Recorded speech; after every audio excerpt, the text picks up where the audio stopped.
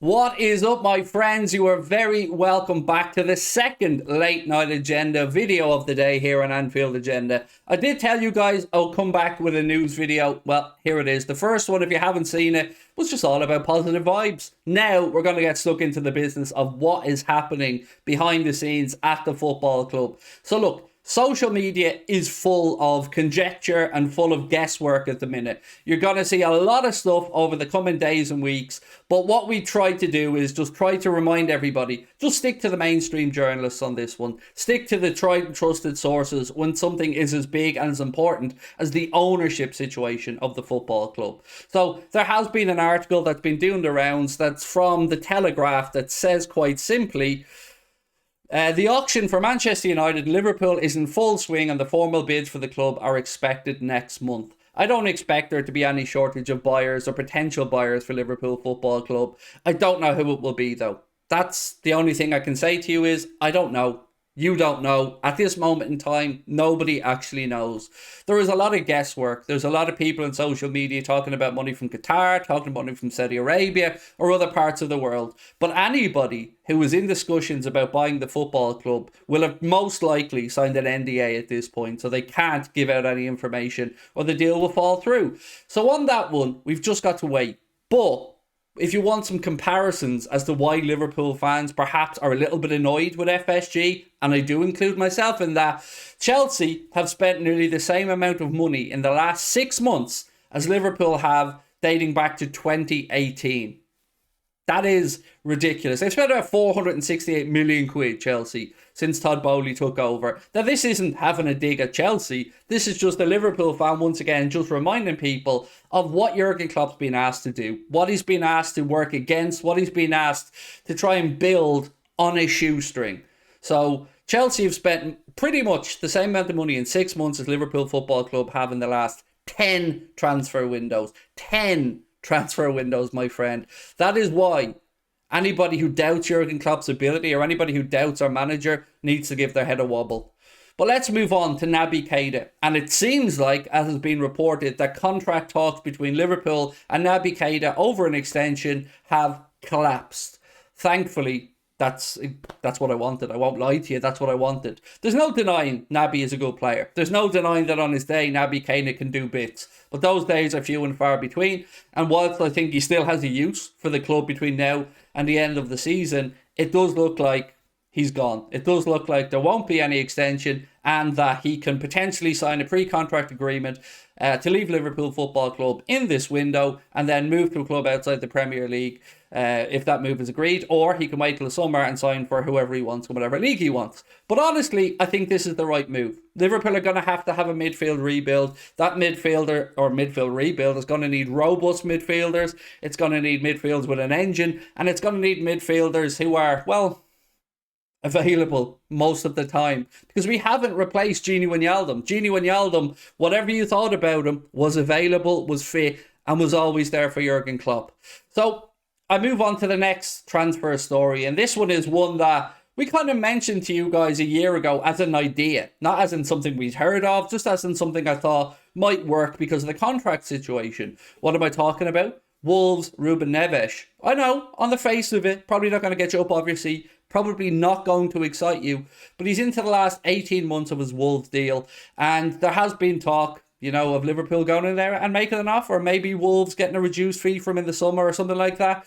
But you have to think back as well. Pep Linders was coaching Ruben Neves when he came through at Porto. So there is a relationship there between them. But I don't know right now if there's truth to this. It's coming from the Mirror. They're the ones sourcing Liverpool's interest in Ruben Neves. But to me, honestly, I wouldn't say no. I mean, he's not a Jude Bellingham. He's not a Declan Rice. He's not a Barella. He's not a Kone. He's not any of the other players we've spoken about. But he is Premier League tried and tested. He is capable of playing in a deep line midfield role. And he does put himself about a bit. So for me, it's an intriguing one. But I'm always happy to see actual links to midfielders and ones that I think could be realistically gettable. So now we move on to what Sam Wallace of the Telegraph said earlier on. I said he goes, a formal bid's expected next month for the football club. I don't know what number, I don't know who by, but all I say is that for me, I just wanted to be a private business or a private businessman, private businesswoman, don't care what part of the world they're from, don't care about. Look, as long as it's not state backed, I'm good. I'm good with any owner as long as they come in and give Jurgen Klopp money to go out there and strengthen and, try to get us back to where we want to be, which is fighting for Premier League titles, fighting for European Cups. Now, I know there's been a lot of talk and handshake emojis and a lot of Arabic accounts who've suddenly become prominent to a lot of Liverpool fans because they post a Qatar flag and a handshake emoji or whatever that is. But honestly, we need to just wait on this one. We need to hang on and see what happens.